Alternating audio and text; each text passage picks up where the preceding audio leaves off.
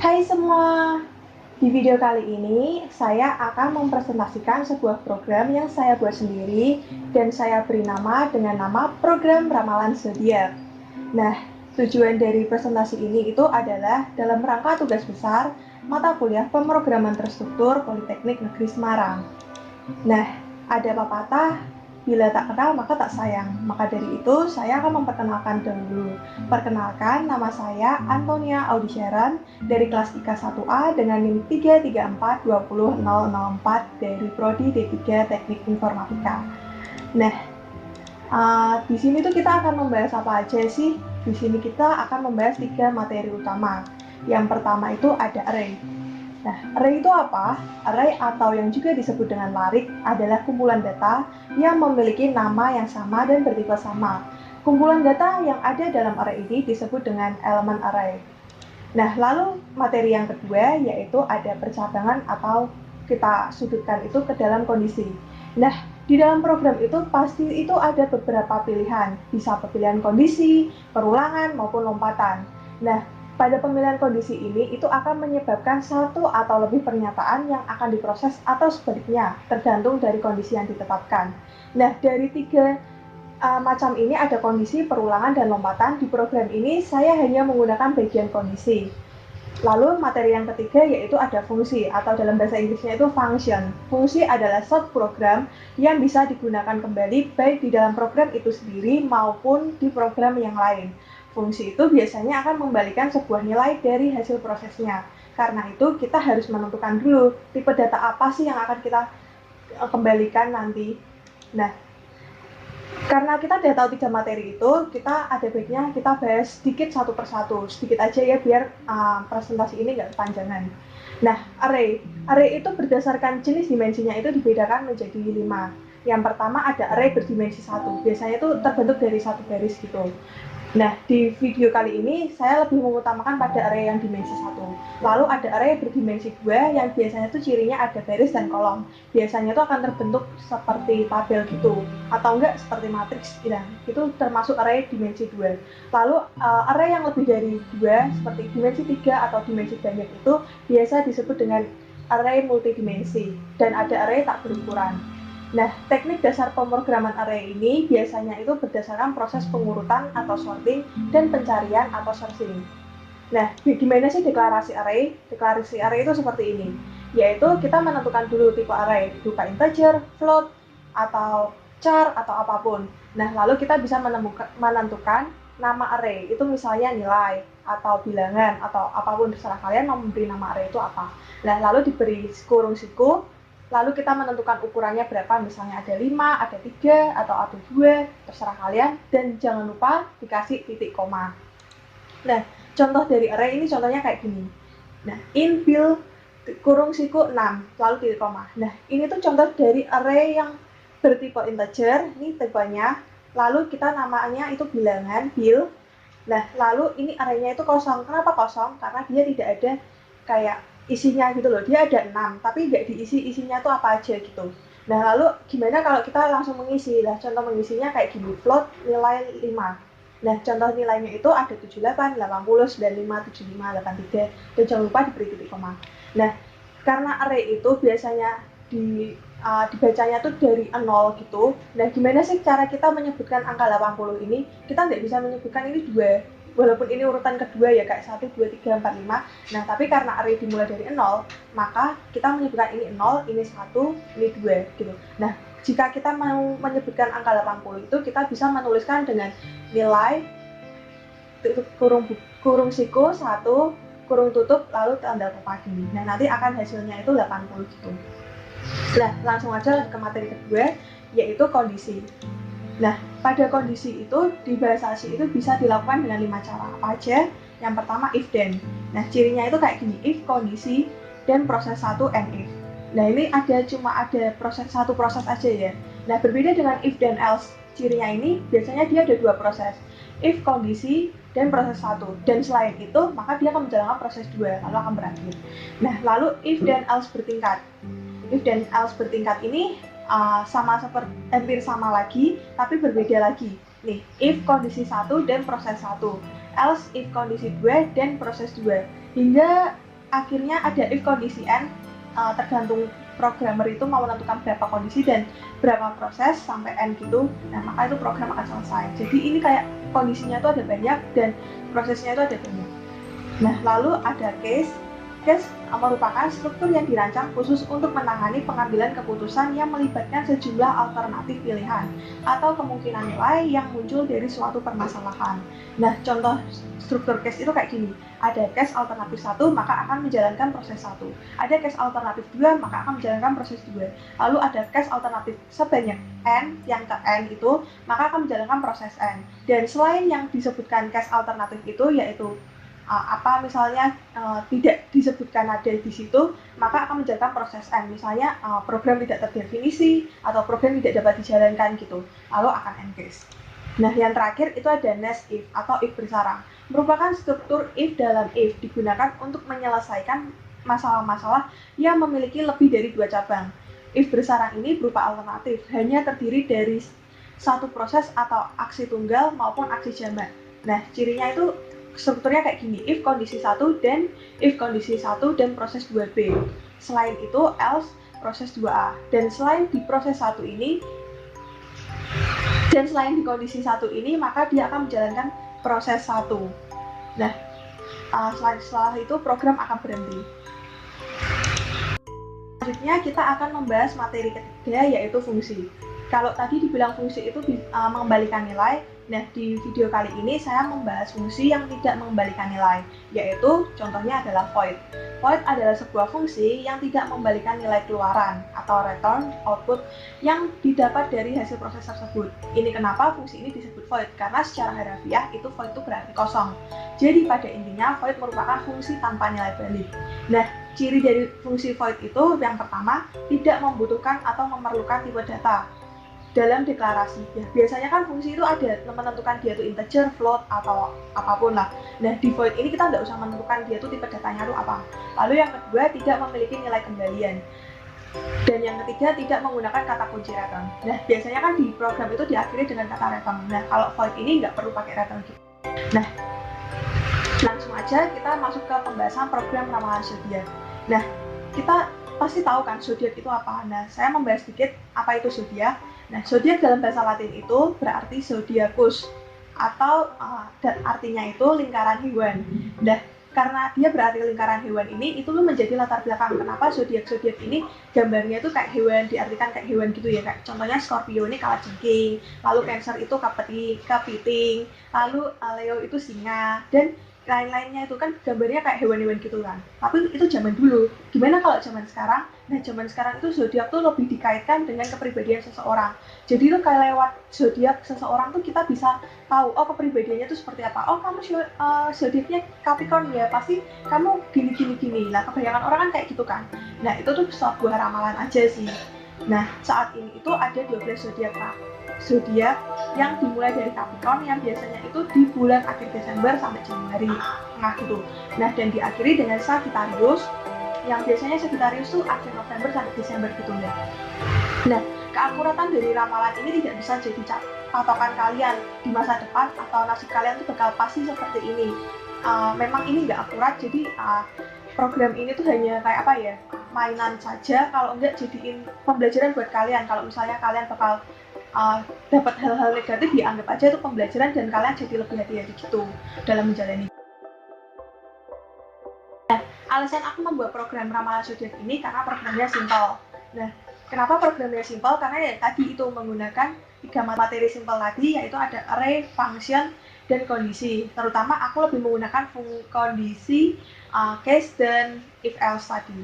Nah, lalu yang kedua, kenapa? Alasannya adalah programnya itu menarik. Nah, ini menarik karena banyak orang tuh kayak masih aja kepo gitu loh. Apa sih nasib mereka? Padahal kan ya zodiak ini belum tentu benar, tapi ya mereka masih ada yang cari tahu. Nah, makanya itu kayak aku tuh kayak ingin tahu ramalan-ramalan update. Ramalan-ramalan ini bisa nggak sih aku bikin program di yang aku bikin sendiri gitu. Jadi kita nggak perlu baca panjang lebar, kita tinggal menginputkan data. Nah, lalu akan keluar ramalan gitu. Dan apalagi aku tertarik banget karena aku bisa bikin programnya ini sendiri gitu. Nah, tampilan program ramalan zodiaknya itu akan seperti ini. Nah, jadi kayak pertama tuh kayak kita disambut gitu, namanya program ramalan zodiak. Lalu kita diberi kasih tahu ilmu sedikit cara pengejaan yang benar gitu. Penulisan yang salah tuh pakai S dan penulisan yang benar tuh pakai Z gitu. Nah ini tuh contoh dari aku gunain array. Nanti akan aku buka shortcutnya gitu. Nah lalu sebelum kita menginputkan tanggal lahir kita bisa menginputkan data diri, ya cuma dikit lah data dirinya, kayak basa-basi bentar lah biar kayak tidak langsung to the point gitu. Nah nanti cuma inputin data tanggal lahir, kita akan tahu ramalan kita gitu. Nah mari kita coba programnya dan kita rasakan gimana sih kita menggunakan program ramalan zodiak ala oke? Nah ini programnya udah aku bikin di CodeBlocks menggunakan bahasa pemrograman bahasa C. Nih aku scroll dulu ya, panjang sih, tapi ini panjangnya tuh nggak gara-gara shortcutnya, itu gara-gara ini loh, print F kebanyakan. Nah ini kan kayak apa sih, isi ramalannya gitu yang nanti akan ditampilkan gitu. Dan karena akan menggunakan case, switch case gitu, nah karena lagi kan zodiaknya ada 12, nah makanya kalau aku nyebutin semuanya kan panjang kan. Ini aku nyobanya dari 3 kategori, yaitu di bidang asmara, karakter, dan kesehatan. Jadinya kayak panjang banget gini. Yang panjang tuh gara-gara isinya aja sih, isi ramalannya ini. Tapi kalau kalian case-nya sedikit, mungkin script-nya itu nggak sepanjang ini. Nah, selesai. Nah, ini aku akan run programnya ya. Kalian run programnya itu bisa mengeklik ini. Jadi tulisannya build and run, jalankan aja. Nah, kan pertama akan ditampilkan kayak gini. Program ramalan zodiak, cara pengejaan yang benar, penulisan yang salah, zodiak pakai S itu nggak benar, dan penulisan yang benar itu zodiak. Nah, daripada kita bahas shortcutnya dulu, mending kita nyoba programnya dulu aja ya, biar kita tahu dulu enaknya main program ini tuh apa. Nah, siapa nama lengkap Anda? Aku masukin data diriku aja ya. Antonia Autisha. Umur 18 tahun. Kondisimu sangat bahagia. Nah, ini kan udah diisi data, maka ada hasil input datanya tadi itu. Nama lengkap Anda adalah Antonia Autisha, umur Anda 18 tahun, dan kondisi mood Anda hari ini itu sangat bahagia. Ingin memulai program zodiak? Ya jelas ya. Kita coba ya dulu aja ya. Nah, ini kan langsung auto kan, langsung ditujuin kode-kodenya itu, yang case tadi. Harap masukkan tanggal lahirmu menurut kode berikut. Aku itu lahirnya 27 Desember. Berarti aku harus memasukkan kode, oh ya ini 1 ya. Kan 27 Desember di antara ini kan. 22 Desember sampai 19 Januari. Jadi aku masukin 1. Lalu aku klik enter. Nah, langsung keluar kan. Pertama kan misalnya itu aku nggak tahu zodiakku itu apa. Zodiakku jadi yaitu Capricorn, dan menurut program ini ramalan di bidang asmaraku itu akan Capricorn yang sudah lama menjalin hubungan harus menunjukkan perjuangan lebih. Ungkapkan juga perasaan dengan jelas agar pasangan tidak bingung. Jika Capricorn lajang, kamu harus berjuang untuk mendapatkan cinta yang baru. Ya bolehlah masukkan. Nah, lalu yang kedua di bidang karir dan keuangan. Keberuntungan menghampiri Capricorn yang bekerja sebagai pekerja lepas. Kamu akan kebanjiran ide kreatif dan mendapat proyek penting. Beberapa orang mungkin akan merasa iri, namun Capricorn hanya perlu mengabaikan mereka.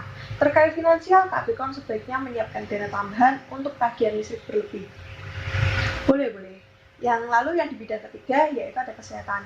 Tubuh Capricorn terasa lelah karena aktivitas padat. Kamu juga kurang tidur sehingga tubuhmu tidak merespon sebagaimana mestinya. Ya boleh. Nah ini aku anggap kayak masukan aja ya buat aku, biar kayak aku tuh kedepannya lebih berjuang dalam mendapatkan cinta yang baru, tapi nggak pasti gitu. Lalu yang aku lebih berhemat aja untuk nyiapin tambahan juga untuk tagihan listrikku, atau aku lebih mengutamakan diriku untuk lebih banyak istirahat gitu. Ya walaupun ini nggak 100% benar ya, cuma ya aku terima aja, oke? Nah lalu ada terima kasih sudah datang di program ini, silahkan beri rating atas program ini. Apakah Anda puas? Ya puas, aku kasih ya. Ini nggak harus tanda caps lock ya, kita bisa menulis pakai huruf kecil juga, misalnya ya ini iya. Nah nanti akan direspon terima kasih sudah puas dengan layanan kami, silahkan kembali dengan merekomendasikan program ini pada teman Anda. Jangan lupa berikan dukunganmu di web official kami di ramalansaranzodiak.blogspot.com. Apakah kita perlu buka ini? Mungkin kita coba aja ya. Kita buka Chrome kita. Tadi tulisannya ramalan ya. Aku udah pernah buka ya. Jadi itu kalian misalnya kalau mau buka program ini, nah kita buka ini tuh isinya sama sih kayak ini, kayak isi-isi ramalannya ya kan, kayak ini tuh tak kupas gitu loh. Nah kalau kalian mau memberikan komentar, kalian bisa ngetik komentar di blogspot ini ya, enter your comment. Oke. Nah kan udah mencoba programnya ini, gimana kita bahas source code-nya itu satu-satu. Oke, kita kecilin aja ya, nanti kalian coba. Nah yang pertama, yang pertama di line 1 sampai 5 ini itu aku memberikan komentar ya. Jadi itu kalau kita nyalain programnya, ngerun programnya maksudnya, nah itu tuh nggak bakal keluar di sini karena apa? Ini berupa komentar. Komentar itu cuma ada di script kita aja, jadi nggak bakal tertampilkan di output programnya gitu. Nah lalu include studio H ya, ini kayak pembuka dari programnya gitu. Nah lalu void, nah tadi kan aku sudah menjelaskan void itu sebuah fungsi yang tidak memiliki nilai balik, dan cirinya itu dia kan tidak perlu menentukan dia tuh tipenya tuh apa sih, integer atau float gitu kan. Nah ini kan langsung void garis gini. Nah lalu ada void bintang. Nah itu cirinya lagi yang kedua tadi itu tidak memerlukan return. Nah kita coba buktikan ya void di sini. Kita scroll ke bawah. Nah ini kan return itu tuh buat fungsi yang ini. Nah tapi void yang ini tidak ada kata enter, tidak ada kata return kan di akhirnya gitu. Nah lanjut ke atas. Nah tadi ini kan contoh dari fungsi. Aku akan membuat fungsi garis, jadi kayak lebih singkat, lebih menghemat penulisan aja. Lalu ada bintang juga, jadi aku membuat dua fungsi, yaitu fungsi bintang dan fungsi garis. Nah lalu in main ini untuk membuka program. Nah lalu ini aku mulai dari array ini kan array kan. Array itu tadi deklarasinya itu tipe data, lalu nama array, lalu ukuran. Nah lalu kita bisa menyebutkan isinya arraynya itu apa aja. Nah ini pertama aku nulis zodiak yang salah dulu ya. Nah lalu aku di sini itu menuliskan fungsi bintang. Jadi kayak maksudnya itu bintangnya itu nanti yang keluar tuh akan seperti ini. Kita scroll lagi. Sebentar. Nah di sini kan ada void bintang kan, mana? Nah ini void bintang. Jadi tuh void bintang akan dikeluarkan itu sebanyak hingga 75 kali. Nah ini tulisannya kan dia akan dimulai dari angka pertama sampai ke 75, dan I++ itu artinya increment, kayak menambah gitu loh kak. Bintang pertama ada ditambahan, lalu bintang kedua, lah kedua kan kurang dari 75 maka diinputkan lagi bintang ketiga, bintang keempat, bintang kelima, nah kayak gitu. Nah kita bisa lihat nih, nah kan di sini sebentar scroll lagi. Nah nih bintangnya ini udah keluar, kalian nggak usah ngetikin sampai 75 kali gitu kan, kalau lewat void itu lebih gampang, jadi kayak pas ini kalau dihitung pas 75 kok. Ya gitu lah. Terus lalu ini kan untuk membuka. Nah ini bintang, begitu aja ya biar gampang.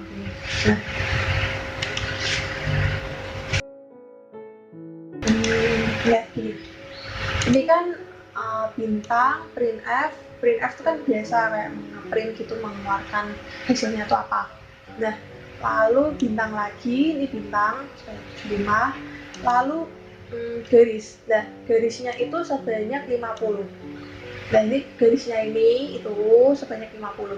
Nah kok bisa nih, lihat di bagian akhir, void garis akan diulang dari I sama dengan 0, I kurang dari 50, I++.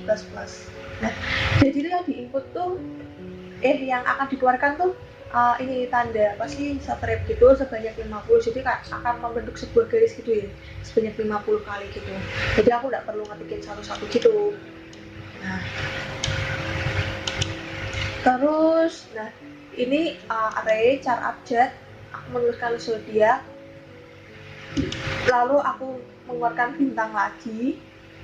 Maaf, salah baca. Nah, lalu ini garis kan yang ini ya, 50 tadi yang aku jelasin. Lalu printf cara pengejaan yang benar.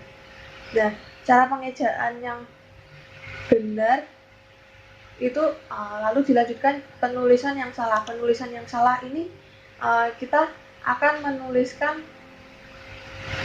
dari ini zodiaknya ini. Ya, kita akan menuliskan dari zodiaknya itu kan ini C kan, C artinya tuh ini tuh char. Nah, ini kan abjad I, berarti itu abjad array, nama array yang ini. Nah, itu akan dimulai dari 1 hingga kurang dari 6 ini. Nah, jadi itu kayak nanti diinputkan S, diinputkan O, diinputkan D, diinputkan I, diinputkan A, diinputkan K, hingga akhirnya menjadi zodiak. Nah, ini kan array ya. Nah, lalu penulisan yang benar, kita tuh akan mengubah S-nya ini menjadi Z, tapi kita tidak perlu menuliskan zodiak lagi gitu. Nah, kita bisa menuliskan abjad 0 sama dengan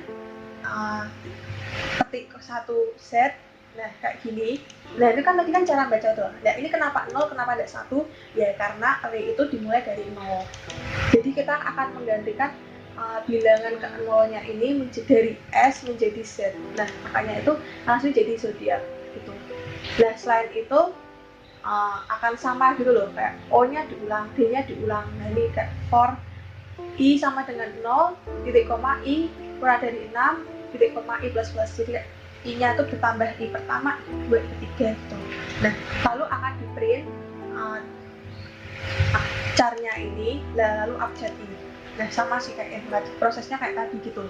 Nah, lalu ada print slash n ini. Print slash n ini tuh artinya new line gitu, artinya pindah baris gitu kan, ganti baris kayak di komputer itu di enter gitu.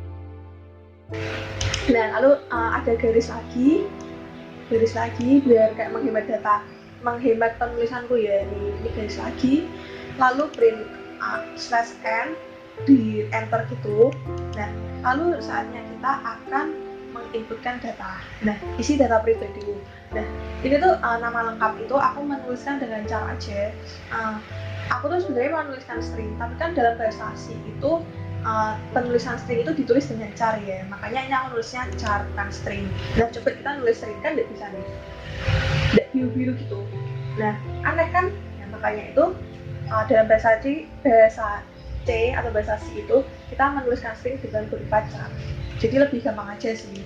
Nah, lalu ini aku samain aja semuanya char, karena angka itu kan juga termasuk char, jadi lebih gampang aja kita tuliskan char aja. Nah, lalu kabar char.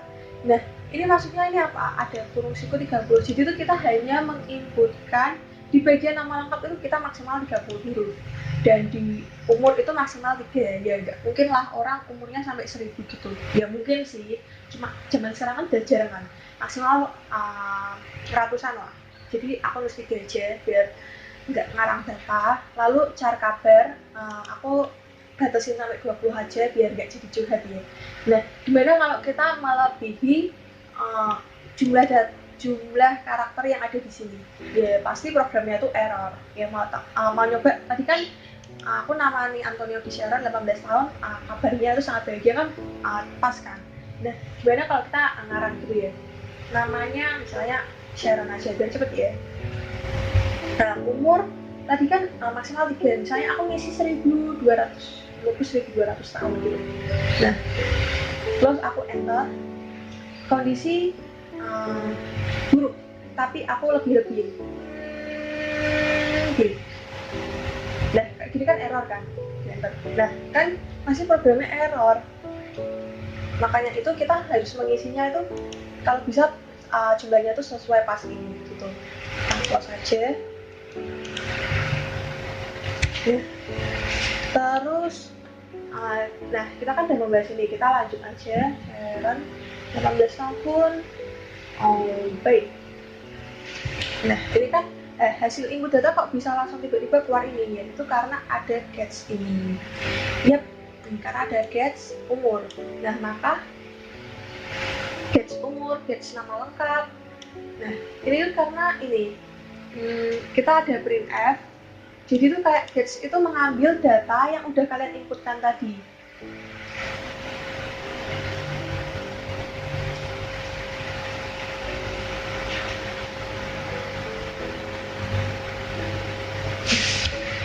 Jadi itu gets itu akan mengambil inputan data dengan menggunakan enter ya.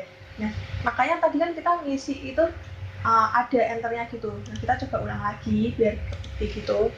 Nah, isi Sharon. Nah, kan gini kan nggak auto gitu kan. Makanya itu si penggunanya tuh perlu mengenter. Nah, lalu umur 18. Nah, di enter lagi. Kondisi mood baik. Gitu ya. Nah, lalu akan di printf hasil inputan data kamu nih. Nah, printf nama lengkap Anda adalah, nah ini kan aku udah bilang kan tadi aku akan menggunakan string. Nah, lalu ini tuh kayak menuju ke mana gitu loh, ke nama lengkap. Nah, nama lengkapnya tadi ini kan gets nama lengkap, jadi dia akan mengambil data dari sini. Nah, lalu umur Anda adalah ini, dan dia dikasih umur juga akan mengambil data dari sini, gets umur. Nah, lalu printf kondisi mood Anda hari ini, string dikasih /n kan kayak di enter betul, lalu dikasih kabar. Nah, kabar ngambil dari sini. Yang tadi kita printf kondisi Anda gets kabar itu. Nah, lalu selesai deh. Nah, dikasih print /n biar kayak lebih ke bawah. Dikasih print /n biar kayak lebih ke bawah, lebih rapi gitu ya. Nah, lalu char status printf memulai ramalan zodiak. Ingin memulai, nah ingin memulai di sini kan aku menggunakan getchel. Bedanya getchel sama gets tadi, kalau gets itu perlu di enter ya, kalau getchel itu nggak perlu. Nah, lalu if topper status, kan aku ngasih apa sih nama ininya itu dengan nama status gitu. Terserah sih kalian mau ganti-ganti nama apa terserah. Nah, lalu aku beri itu upper, jadi tuh kayak mau penggunanya pakai huruf kecil, pakai huruf besar, akan dijadiin huruf besar semua. Jadi misalnya kita pakai huruf kecil aja, kan ini kan nilainya besar kan, tapi nggak apa pakai kecil lah. Tuh kan langsung auto Y, langsung auto Y gitu. Nah, langsung auto dilanjutkan karena kita menggunakan getchel dan kita menggunakan to upper gitu. Nah, gimana kalau kita kita ngetiknya no. Nah, ini kan if topper status Y, maka printf program siap dimulai dan lanjut ke berikutnya ini.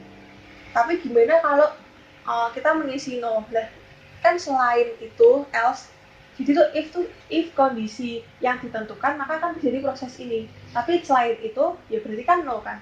Berarti akan exit. Jadi artinya program akan selesai. Ya selesai lah karena si pengguna kan nggak mau gunain program. Ya udah selesai. Kita coba ya itu no. Bentar.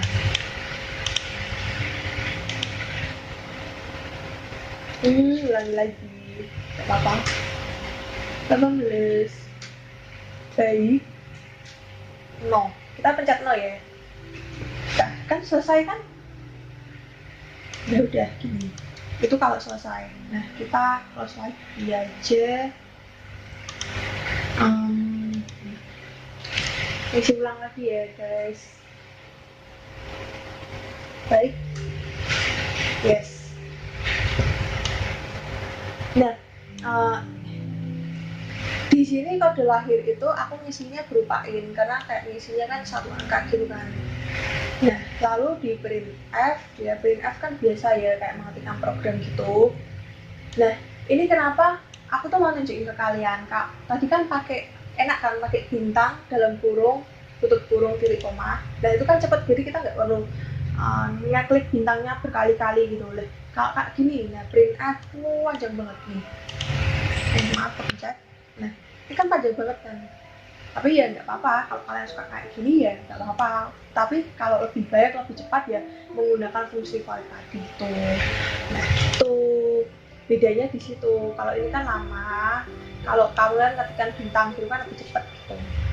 Nah, ini kan bintang, lalu harap masukkan tanggal lahir kode berikut. Nah, ini gara-gara ada printf itu. Nah, lalu garis.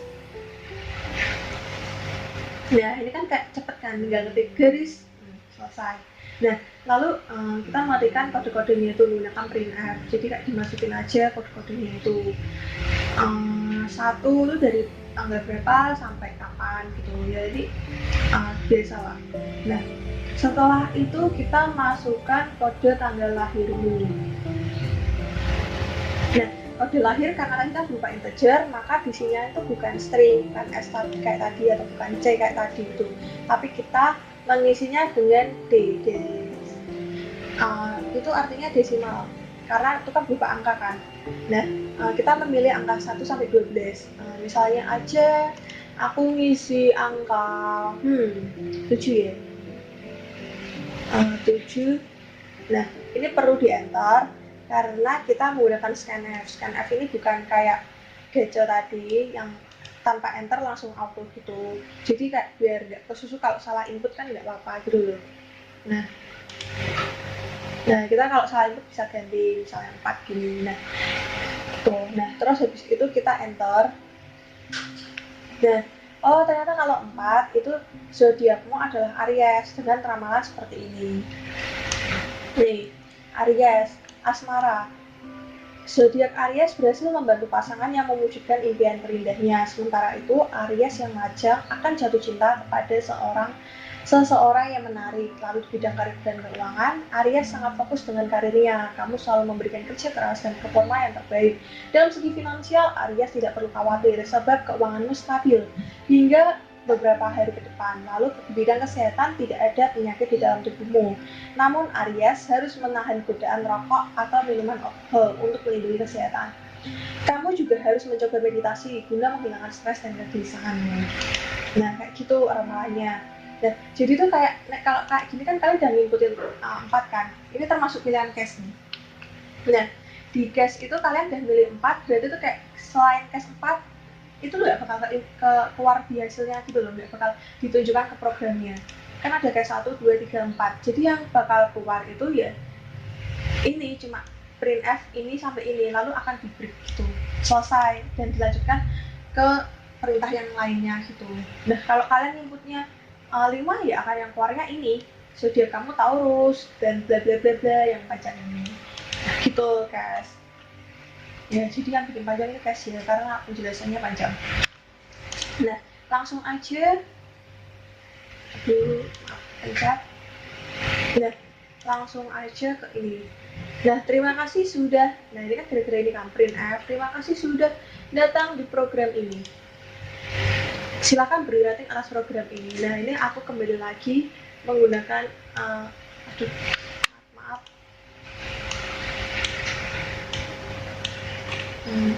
Nah, aku menggunakan tadi kayak if else tadi seperti itu, kayak tak lepas, cuma ya ini lebih ke puas atau enggak yes no-nya. Tadi kan aku mengisi yes, maka isinya kalau kita mengisi yes, maka isinya ini. Nah, printf terima kasih bla bla bla, jangan lupa. Aku ketiin aja ya. Nah, jika kita memilih yes, maka printf bla bla bla bla ini akan terima kasih sudah puas dengan layanan kami dan lain-lain gitu. Nah, gimana kalau kita ngisi no kan berarti kan selain yes, yaitu else. Nah, akan ini. Jadi itu nggak harus exit sih kayak tadi, tapi kita bisa ngisi ini.